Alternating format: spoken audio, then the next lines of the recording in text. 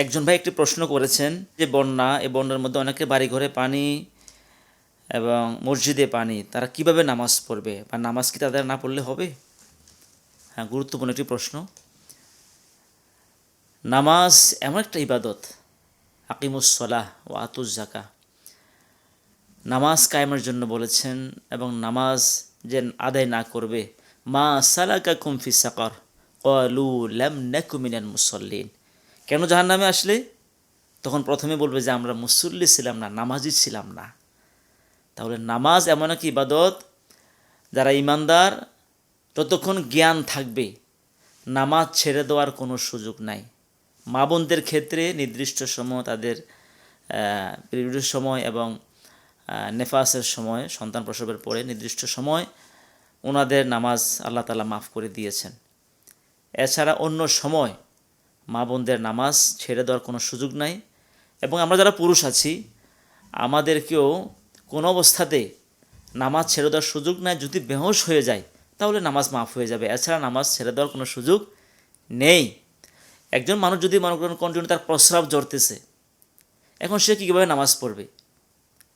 অথবা তার রক্ত ঝরতেছে, এমন অবস্থায় তার রোগের কারণে হচ্ছে, এমত অবস্থায় নামাজ মাফ নাই। এক অজু দিয়ে এক নামাজ পড়বে, অর্থাৎ মাগরিবের অজু দিয়ে মাগরিব পড়বে, এশা পড়তে পারবে না। আসরের অজু দিয়ে আসর পড়বে, মাগরিব পড়তে পারবে না, মাগরিবের জন্য আলাদা অজু করতে হবে।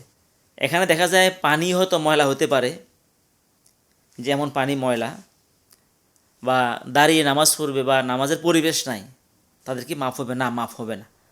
পানির বিষয়টা হচ্ছে, যখন বন্যার পানিটা বয়ে যায়, এটা কিন্তু পানিটা চলন্ত, জারি। এই চলন্ত জারি পানি যদি ময়লা থাকে, ময়লা চলে যায়, পরের অংশটা কিন্তু ভালো পানি আবার আসতেছে। যেহেতু এখানে বেশি পানি, বেশি পানির মধ্যে আর নাপাকের প্রভাবটা বেশি থাকে না। হয়তো আপনার সামনে দিয়ে একটা গরু মরে যাচ্ছে, এটাও চলে গেছে।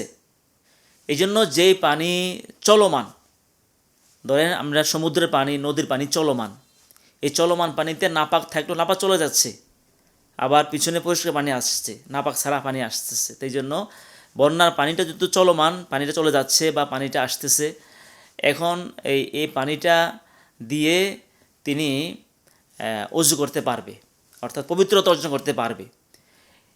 নামাজটা কীভাবে পড়বে? যদি এমন পরিস্থিতি হয় যে দাঁড়িয়ে নামাজ পড়ার সুযোগ নাই, উনি যেখানে আছে, যে অবস্থা আছে, যদি বসার মতো সুযোগ থাকে বা দাঁড়ানোর সুযোগ থাকে, তো পানিতে দাঁড়িয়ে আছে, পানিতে দাঁড়িয়ে কেবলামুখী হয়ে নামাজ পড়া শুরু করবে।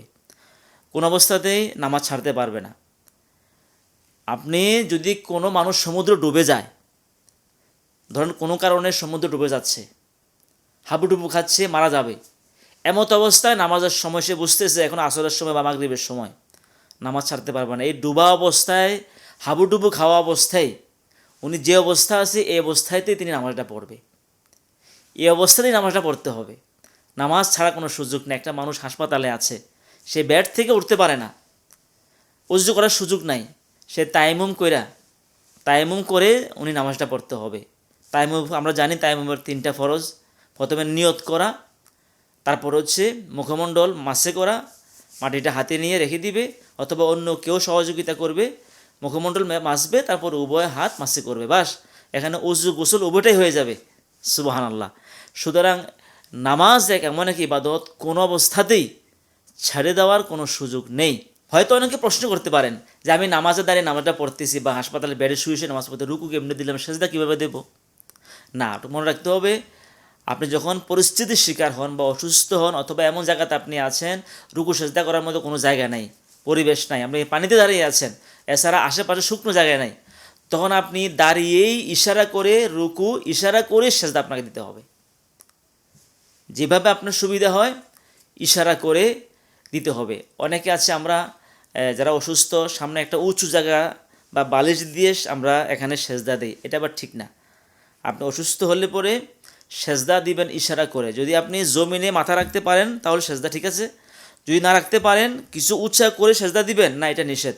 কিছু উঁচু করে অনেকে এমনভাবে চেয়ার তৈরি করে সামনে সেজদা দেওয়ার মতো, না, এটাও ঠিক নেই। আর চেয়ারের বিষয়ে আমি আগেও একটা ফতোয়া দিয়েছিলাম যে চেয়ারে বসে নামাজ পড়া যাবে কি না, তবে আমি এটার পক্ষে বলি নাই। এই বিষয়ে বিস্তারিত পরে ইনশাআল্লাহ আলোচনা করব। তো নামাজ এমন এক ইবাদত, এটা কোন অবস্থায় ছাড়া যাবে না। মুসলমান হতে হলে নামাজ লাগবে। বাইনাল ইমান ওয়াল কুফরে তরকুস সালাত, একজন মুমিন আর একজন কাফের পার্থক্য হলো নামাজ। অর্থাৎ নামাজ আছে তো মুসলিম, নামাজ নাই মুসলমান দাবি করার কোনো সুযোগ নাই। আউয়ালু মা ইউহাসাবু বিহিল আব্দু ইয়াউমাল কিয়ামাতি আস-সালাহ, কিয়ামতের ময়দানে প্রথম হিসাব হবে ইমানদারদের নামাজের হিসাব। ফাইং সলুহাত সলুহা সাইরু আমালিহি ওয়া ইং ফাসাদাত ফাসাদা সাইরু আমালিহি, যদি নামাজের হিসাব ঠিক থাকে বাকি সব তার আমল নামা কাজে আসবে। আর যদি নামাজের হিসাবে গড়মিল হয়ে যায় কোনো আমল কাজে আসবে না। এই জন্য আমরা যেন 5 ওয়াক্ত নামাজ ঠিক মতো পড়ি এবং জামাতে নামাজ পড়ি। জামাতে নামাজ পড়াও এটাও ওয়াজিব, বিনা কারণে জামাত তরক করলে কবিরা গুনাহ হবে। আল্লাহ তাআলা বলেছেন ওয়ারকাউ মা'আর রাকিঈন, রুকুকারীদের সাথে রুকু করো, মানে জামাতে নামাজ পড়ো, এটা কোরআনের আদেশ। তো কোরআনের আদেশ দিয়ে তো ফরজও সাব্যস্ত হয়। আর হাদিসের মধ্যে বলেছেন লাকাদ হামামতু আন আমুরা ফিতিয়াতি ফায়াজমাউ লি হাজমান সুম্মা আতি কওমান ইলা আখির হাদিস। নবীজি হাদিসের মধ্যে বলেছেন আমি যুবকদেরকে বলি যুবকরা লাকড়ি নিয়ে আসো, আগুন নিয়ে আসো, ওই সমস্ত লোকদের বাড়ি ঘরগুলোকে জ্বালিয়ে দিই যারা বিনা কারণে ঘরে নামাজ পড়েছে, মসজিদে আজান হলো জামাতে শরীক হলো না, ঘরে নামাজ পড়েছে, আমি তাদের বাড়ি ঘর আগুন দিয়ে জ্বালিয়ে দিব। সাহাবা একরাম আগুন নিয়ে আসছে, লাকড়ি নিয়ে আসছে, নবীজি ঠিকই জ্বালিয়ে দিতেন। ঘরের মধ্যে শিশু বাচ্চারা আছে, আর মা বোনদের এখতিয়ার আছে, মা বোনদের প্রয়োজনে ঘরেও নামাজ পড়তে পারবে এবং তাদের যদি পরিবেশ থাকে মসজিদেও জামাতে নামাজ পড়তে পারবে সে ব্যবস্থাপনা থাকলে। যেহেতু ঘরের মধ্যে মা বোনরা আছে এবং শিশু বাচ্চারা আছে, এই জন্য আল্লাহ নবী সাল্লাল্লাহু আলাইহি সাল্লাম তিনি আগুন দিয়ে জ্বালান নাই। তাহলে কত বড় ধমক! অথচ যে নবী হচ্ছে রহমাতুল লিল আলামিন, যে নবীর অন্তরটা মায়া দিয়ে দয়া দিয়ে ভরা, সেই নবী বলতেছেন বাড়িঘর জ্বালিয়ে দিবেন। কেন ঘরে নামাজ পড়লো, কেন মসজিদে আসছো না? এটা কিন্তু বেনামাজিদেরকে বলে নাই, নামাজিদেরকে বলছেন। সুতরাং নামাজের কত গুরুত্ব।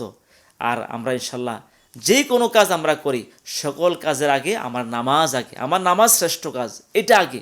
এই জন্য আমরা নামাজ আগে আমরা আদায় করব। আর নামাজ পড়লে হবে না, আদায় করলে হবে, নামাজ থেকে শিক্ষা নিতে হবে। শিক্ষাটা কি?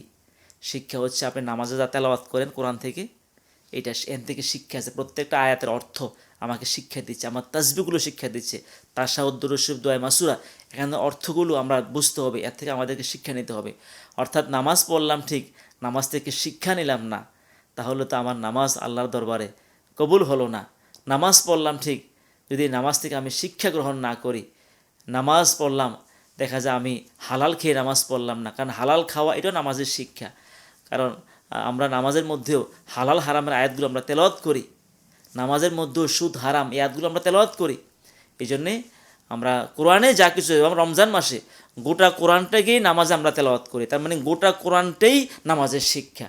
যদি আমরা নামাজের শিক্ষাটা না নিই, অর্থাৎ কোরআন সুন্নাহ ভিত্তিক না চলি, আর নামাজ পড়ে কপাল কালো করে ফেললাম, দেখা যায় আমি বিভিন্ন অন্যায় কাজে জড়িত, তাহলে আমার এই নামাজ আমাকে মুক্তি দিবে না। এই জন্যে আমরা যেন 5 ওয়াক্ত নামাজ জামাতে পড়ব এবং নামাজে যা তেলাওয়াত করি সেই মোতাবেক জীবন গড়ব। আল্লাহ তাআলা তৌফিক দান করুক, আমিন। আসসালামু আলাইকুম ওয়া রাহমাতুল্লাহি ওয়া বারাকাতুহু।